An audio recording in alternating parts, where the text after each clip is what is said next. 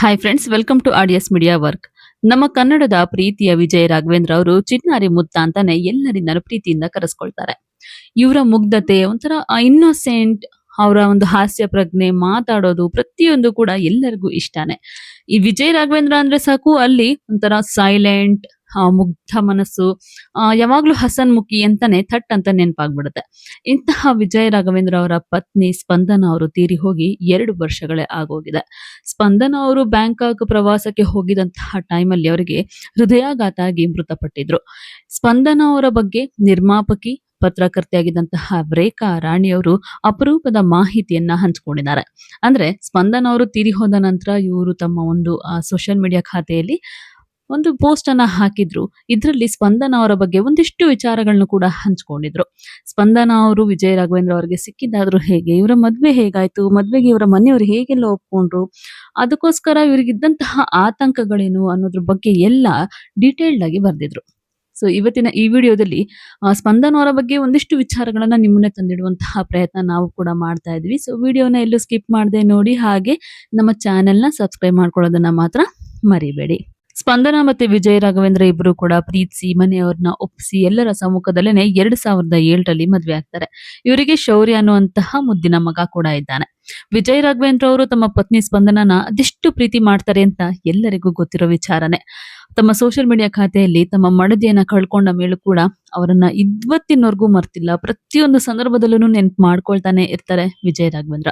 ತುಂಬಾನೇ ಪ್ರೀತಿ ಮಾಡಿದ್ರು, ತುಂಬಾನೇ ಅವರನ್ನ ಅವರ ಮೇಲೆ ಒಂದೇ ಒಂದು ಕಪ್ಪು ಚುಕ್ಕೆ ಬಾರದಂತೆ ನೋಡ್ಕೊಂಡಿದ್ರು. ಪ್ರತಿಯೊಂದು ವಿಚಾರದಲ್ಲೂ ಕೂಡ ಪತ್ನಿಯನ್ನ ಕೇಳ್ತಾ ಇದ್ರು, ಅವ್ರ ಜೊತೆ ಡಿಸ್ಕಸ್ ಅನ್ನ ಮಾಡ್ತಾ ಇದ್ರು. ಪ್ರತಿ ವಿಚಾರದಲ್ಲೂ ಕೂಡ ಪತ್ನಿ ವಿಜಯ ರಾಘವೇಂದ್ರಗೆ ಸಾಥನ್ನ ಕೊಟ್ಟಿದ್ರು. ಇದ್ರ ಸಲುವಾಗಿನೇ ಬಿಗ್ ಬಾಸ್ ಕೂಡ ವಿನ್ನರ್ ಆಗಿದ್ದು ಅಂತ ಕೂಡ ತುಂಬಾ ಜನ ಮಾತಾಡ್ತಾರೆ. ಅಂದ್ರೆ ಒಂದು ಗಂಡಿನ ಯಶಸ್ಸಿನ ಹಿಂದೆ ಹೆಣ್ಣು ಇರ್ತಾಳೆ ಅನ್ನುವಂತಹ ಮಾತು ವಿಜಯ ರಾಘವೇಂದ್ರ ಅವರ ಒಂದು ಬಾಳಲ್ಲಿ ನಿಜ ಅಂತಾನೆ ಹೇಳ್ಬೋದು. ತುಂಬಾ ಕಡೆ ಅವರು ತಮ್ಮ ಪತ್ನಿ ಬಗ್ಗೆ ಹೇಳ್ಕೊಂಡಿದ್ದಾರೆ.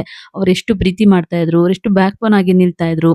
ಮತ್ತೆ ನಾವು ಮೊದಲೇ ಹೇಳ್ದಂಗೆ ವಿಜಯ ರಾಘವೇಂದ್ರ ಒಂದ್ ಸ್ವಲ್ಪ ಇನ್ನೋಸೆಂಟ್ ರೀತಿಯಾಗಿನೇ ಇರ್ತಾರೆ, ಮಾತಾಡ್ತಾರೆ, ಅಷ್ಟೇ ಮುಗ್ಧ ಮನಸ್ಸು. ಸ್ಪಂದನ ಅವರು ಕೂಡ ಸೇಮ್ ಕ್ಯಾರೆಕ್ಟರ್. ಅವರು ಎಲ್ಲೂ ಕೂಡ ನಾವು ಫ್ಯಾಮಿಲಿ ಹೀಗಿದೀವಿ ಹಾಗಿದೀವಿ ಅಂತ ಸುಮ್ನೆ ಸೋಷಿಯಲ್ ಮೀಡಿಯಾಗಳಲ್ಲಿ ಫೋಟೋಸ್ ಹಾಕೋದಿರ್ಬೋದು, ರೀಲ್ಸ್ ಮಾಡೋದು, ಈ ತರದ್ ಯಾವ್ದು ಕೂಡ ಮಾಡ್ತಾ ಇರ್ಲಿಲ್ಲ. ತುಂಬಾನೇ ಪ್ರೈವೇಟ್ ಆಗಿ ಇರ್ತಾ ಇದ್ರು ಅವರು ಸ್ಪಂದನ. ಅಷ್ಟೇ ಅಲ್ಲ, ಅವರು ಕೂಡ ಅಷ್ಟೇ ಇನ್ನೋಸೆಂಟ್, ಅಷ್ಟೇ ಮುಗ್ಧ, ಅಷ್ಟೇ ಸೌಂದರ್ಯವತಿ, ಅಷ್ಟೊಂದು ಚೆನ್ನಾಗಿ ಇಬ್ಬರ ದಾಂಪತ್ಯ ಕೂಡ ಇತ್ತು. ಆದ್ರೆ ವಿಧಿ ಅನ್ನೋದು ಎಲ್ಲರ ಬಾಳಲ್ಲೂ ಆಟನ ಆಡ್ತಾ ಅಲ್ವಾ. ಸೊ ಸ್ಪಂದನ ಅವರು ಬ್ಯಾಂಕಾಕ್ ಪ್ರವಾಸಕ್ಕೆ ಹೋದಂತಹ ಟೈಮಲ್ಲಿ ಅವರಿಗೆ ಹಠಾತ್ತನೆ ಹೃದಯಾಘಾತ ಆಗೋಗಿತ್ತು. ಲೋ ಬಿ ಆಗಿ ಹೃದಯಾಘಾತ ಆಗಿದ್ರಿಂದ ಅವ್ರು ಅಲ್ಲೇ ನಿಧನರಾಗಿದ್ರು. ಸ್ಪಂದನಗೆ, ಸ್ಪಂದನ ಕುಟುಂಬದವರಿಗೆ ತುಂಬಾನೇ ಆತ್ಮೀಯರಾಗಿದ್ದು ರೇಖಾ ರಾಣಿಯವರು. ರೇಖಾ ರಾಣಿಯವರು ಪತ್ರಕರ್ತೆ ಮತ್ತೆ ನಿರ್ಮಾಪಕಿ ಕೂಡ ಹೌದು. ಸ್ಪಂದನ ಅವರ ಲವ್ ಸ್ಟೋರಿ ಮತ್ತೆ ಅವರ ಮದುವೆ ಬಗ್ಗೆ ಅವರು ಫೇಸ್ಬುಕ್ ಅಲ್ಲಿ ಒಂದಿಷ್ಟು ವಿಚಾರಗಳನ್ನ ಹಂಚಿಕೊಂಡಿದ್ರು. ಸೊ ಇವತ್ತು ನಾವು ನಿಮ್ಮ ಮುಂದೆ ಆ ಒಂದು ವಿಚಾರನ ತಂದಿಡುವಂತಹ ಪ್ರಯತ್ನವನ್ನ ಮಾಡ್ತಾ ಇದ್ದೀವಿ. ಸೊ ಸ್ಪಂದನ ಅವರಿಗೆ ಮೊದಲೇ ಗೊತ್ತಿರೋ ಹಾಗೆ ಯಾವುದೇ ರೀತಿಯಿಂದನೂ ಆರೋಗ್ಯ ಸಮಸ್ಯೆ ಇರಲಿಲ್ಲ. ಇವರು ತಮ್ಮ ಕುಟುಂಬದ ಜೊತೆನೆ ಅವರು ಥೈಲ್ಯಾಂಡ್, ಬ್ಯಾಂಕಾಕ್ ಪ್ರವಾಸಕ್ಕೆ ಹೋಗಿರ್ತಾರೆ. ಆ ಟೈಮಲ್ಲೇನೆ ಅವರಿಗೆ ಲೋ ಬಿ ಆಗಿ ಹಾರ್ಟ್ ಅಟ್ಯಾಕ್ ಆಗ್ಬಿಡತ್ತೆ. ಸೊ ಸ್ಪಂದನ ಅವರು ನಿಧನ ವಾರ್ತೆಯನ್ನ ಕೇಳಿ ನಿರ್ಮಾಪಕಿ ರೇಖಾ ರಾಣಿಯವರು ಕೂಡ ಕಂಬನಿಯನ್ನ ಮಿಡಿದಿದ್ರು. ಸ್ಪಂದನ ಕುರಿತಾದಂತಹ ಅಪರೂಪದ ಮಾಹಿತಿಯನ್ನ ಕೂಡ ಅವರು ಹಂಚಿಕೊಂಡಿದ್ರು.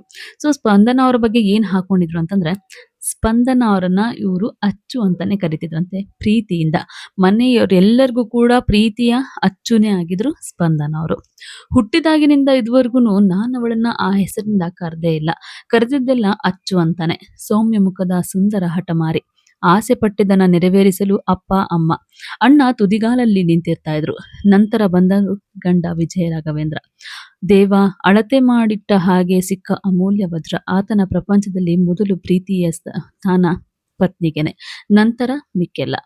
ಬಹಳ ಮುಗ್ಧೆಯಾಗಿದ್ದಂತಹ ನನ್ನ ಅಚ್ಚುವನ್ನ ಒಮ್ಮೆ ಸದಾಶಿವನಗರ ಪಾರ್ಕ್ ಬಳಿ ಹರೆಯದ ಹುಡುಗನೊಬ್ಬ ಜೊತೆ ಕಾರಿನಲ್ಲಿ ಕುಳಿತು ಹರಟೆ ಹೊಡಿತಾ ಇದ್ದದನ್ನ ನೋಡಿ ಜೀವನೇ ಬಾಯಿಗೆ ಬಂದ್ಬಿಟ್ಟಿತ್ತು. ಅವಳಪ್ಪ ಬಿ.ಕೆ. ಶಿವರಾಮ್ ಮೊದಲೇ ಹುಲಿ. ಬಿ.ಕೆ. ಶಿವರಾಮ್ ಅವರು ಯಾರು ಅಂತ ಹೇಳ್ಬಿಡ್ತೀವಿ. ಬಿ.ಕೆ. ಶಿವರಾಮ್ ಅವರು ಸ್ಪಂದನ ಅವರ ತಂದೆ. ಇವರು ನಿವೃತ್ತ ಅಸಿಸ್ಟೆಂಟ್ ಕಮಿಷನರ್ ಆಫ್ ಪೊಲೀಸ್ ಅವರು. ಸೊ ಇವರು ಪೊಲೀಸ್ ಇದ್ರಲ್ಲಿದ್ರಲ್ಲ, ಇಲಾಖೆಯಲ್ಲಿದ್ರಲ್ಲ. ಸೊ ಹಾಗಾಗಿ ಬಿ.ಕೆ. ಶಿವರಾಮ್ ಅವರು ಮೊದಲೇ ಹುಲಿ ಅಂತ ಬರ್ಕೊಂಡಿದ್ರು ರೇಖಾ ರಾಣಿಯವರು. ನಿನ್ನ ಪ್ರಾಣ ಪಕ್ಷಿ ಎಲ್ಲಿಟ್ಟಿದ್ಯೋ ಅಂತ ಹೇಳು ಅಂತ ರೇಗಿಸ್ದಾಗೆಲ್ಲ ಮಗಳನ್ನ ಮುದ್ದು ಮಾಡುತ್ತಾ ಅಚ್ಚು ಒಳಗಿದೆ ನನ್ನ ಪ್ರಾಣ ಪಕ್ಷಿ ಅಂತ ಹೇಳ್ತಾ ಇದ್ದ.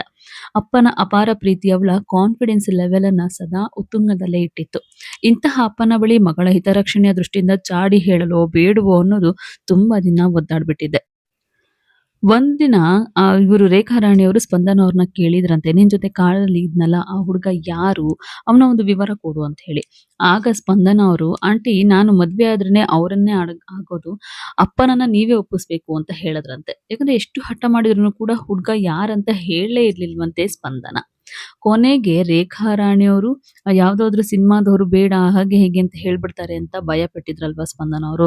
ಹೀಗಾಗಿ ಅವರನ್ನ ಹೇಗಾದ್ರೂ ಮಾಡಿ ಕಂಡುಹಿಡಿಬೇಕು ಅಂತ ರೇಖಾ ರಾಣಿಯವರು ತುಂಬಾ ಒದ್ದಾಡಿದ್ರುನು ಕೂಡ ಎಲ್ಲೂ ಅವರ ಬಗ್ಗೆ ಸುಳಿವು ಅಥವಾ ಅವ್ರ ಕೈಗೆ ಸಿಕ್ಕಾಕೊಳ್ಳುವಂತಹ ಒಂದು ದಡ್ಡತನದ ಕೆಲಸವನ್ನ ಮಾಡೇ ಇರ್ಲಿಲ್ವಂತೆ ಸ್ಪಂದನ ಅವರು.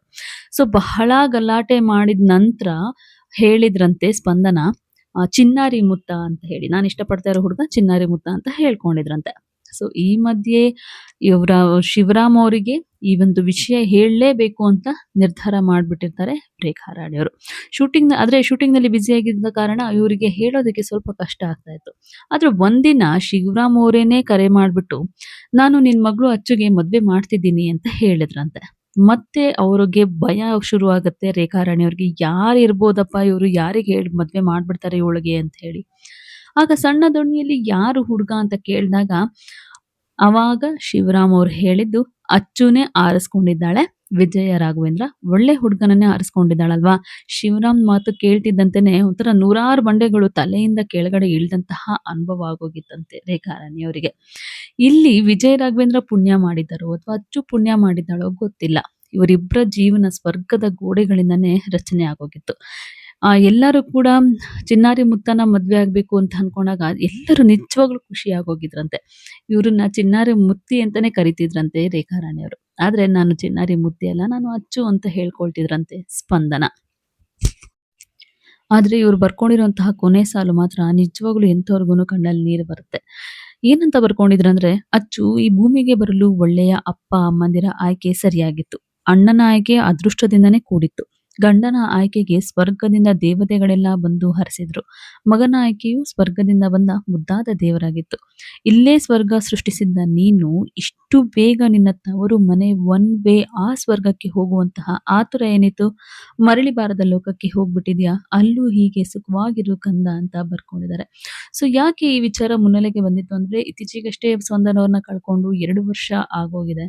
ಸೊ 2 ವರ್ಷ ಆದ್ರೂನು ಕೂಡ ವಿಜಯ ರಾಘವೇಂದ್ರ ಆಗಿರ್ಬೋದು, ತಮ್ಮ ಮಗ ಶೌರ್ಯ ಆಗಿರ್ಬೋದು, ಅಮ್ಮ, ಹೆಂಡತಿ ಇಬ್ರು ಕೂಡ ಮರ್ತಿಲ್ಲ ಅವರು.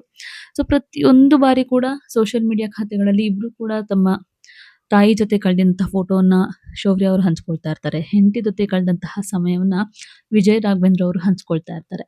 ಸೊ ಇತ್ತೀಚೆಗಷ್ಟೇ ಅವ್ರು ತೀರಿ ಹೋಗಿ 2 ವರ್ಷಗಳ ಆಗಿದೆ.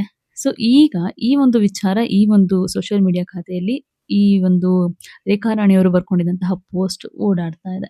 ಸೊ ಎಷ್ಟು ಸುಂದರ ಸಂಸಾರ, ಎಷ್ಟು ಚೆನ್ನಾಗಿತ್ತು ಜೀವನ, ಪ್ರೀತಿಸಿದಂತಹ ಹೆಂಡತಿ, ಬಯಸಿದಂತಹ ಗಂಡ ಇಬ್ರು ಕೂಡ ಎಷ್ಟು ಚೆನ್ನಾಗಿದ್ರು. ಆದ್ರೆ ದೇವರಿಗೆ ಕೆಲವೊಂದ್ ಬಾರಿ ಇಷ್ಟ ಆಗಲ್ವಲ್ಲ, ಕೆಲವರು ಚೆನ್ನಾಗಿದ್ರೆ ಅದನ್ನ ಸಹಿಸ್ಕೊಳ್ಳೋದಕ್ಕಾಗೋದಿಲ್ಲ. ಹೀಗಾಗಿ ಅವ್ರು ಇಲ್ದೇ ಇದ್ರೆ ಹೇಗಿರ್ತಾರೆ ಅನ್ನೋದನ್ನ ನೋಡುವಂತಹ ಪರೀಕ್ಷೆಯನ್ನ ಕೊಡ್ತಾನಂತೆ.